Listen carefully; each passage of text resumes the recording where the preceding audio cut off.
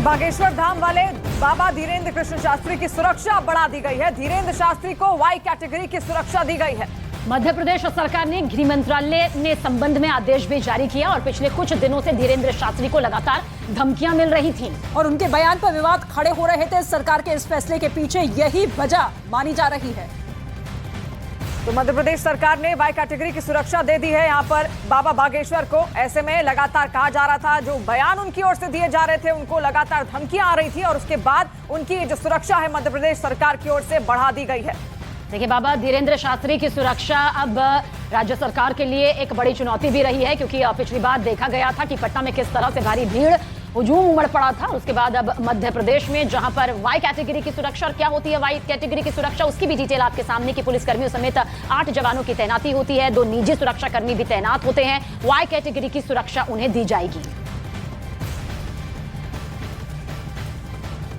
और आमतौर पर 5 तरह की वीवीआईपी सुरक्षा दी जाती है। क्या ये होती है, डिटेल आपको बताएंगे। बिल्कुल, Z+, Z, Y+Y और X श्रेणी की सुरक्षा सरकार खुफिया एजेंसियों के जरिए खतरे का अंदाजा लगाती है और फिर सुरक्षा दी जाती है। होम सेक्रेटरी, डायरेक्टर जनरल और चीफ सेक्रेटरी की कमेटी ये तय करती है कि संबंधित लोगों को किस कैटेगरी की सुरक्षा देनी है। और डिटेल आपके सामने रखते हैं।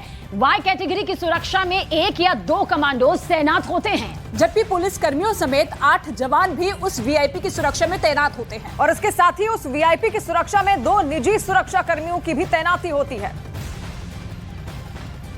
और धीरेन्द्र शास्त्री को वाई कैटेगरी की सुरक्षा दिए जाने पर ऑल इंडिया इमाम एसोसिएशन ने सवाल उठाए हैं। एसोसिएशन के अध्यक्ष साजिद रशीदी ने यह कहा है कि बाबा तो सामने वाले, कई बातें उन्होंने यहाँ पर कही और उन्होंने कहा कि सामने वाले तो मन की बात जान जाते हैं और ऐसे में उन्हें सुरक्षा की क्या जरूरत है।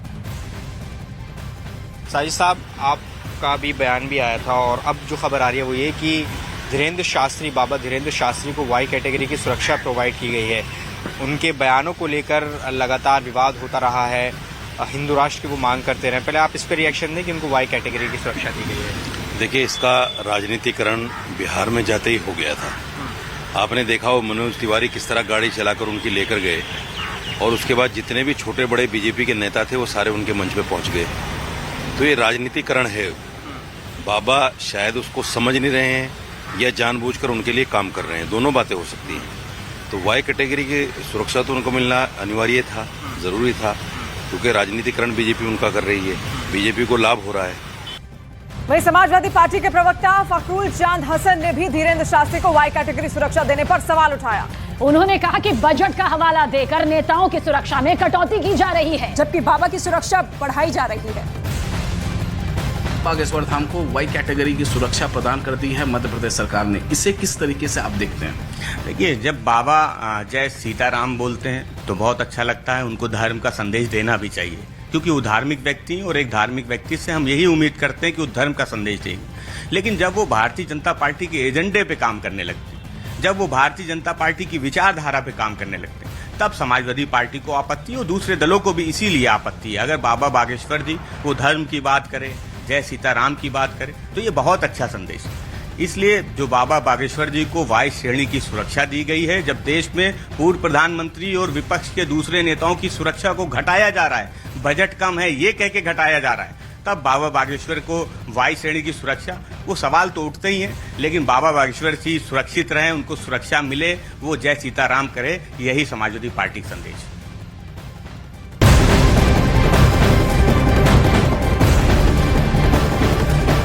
तो मध्य प्रदेश के बालाघाट में बागेश्वर वाले धीरेन्द्र शास्त्री का दरबार लगा।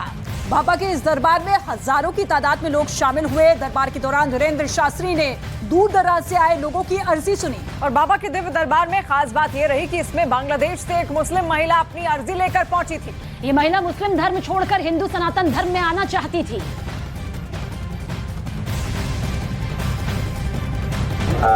हम आपको बता दें, ये बच्ची चूंकि मुसलमान धर्म से है, ये अपना नाम बांग्लादेश से आई है और हमारी बहन है और ये सहजवश ही सनातन धर्म की भाव को देखकर और सनातन धर्म को कितने महीने से आप देख रहे हैं? यूट्यूब देखा है। तेरा माइक तेज करो। तो आपको क्यों लगा कि हमें भारत जाना चाहिए? कि मैं आपका वो देखने के बाद मुझे लग रहा है कि सनातन धर्म के अलावा कोई धर्म हो नहीं सकता।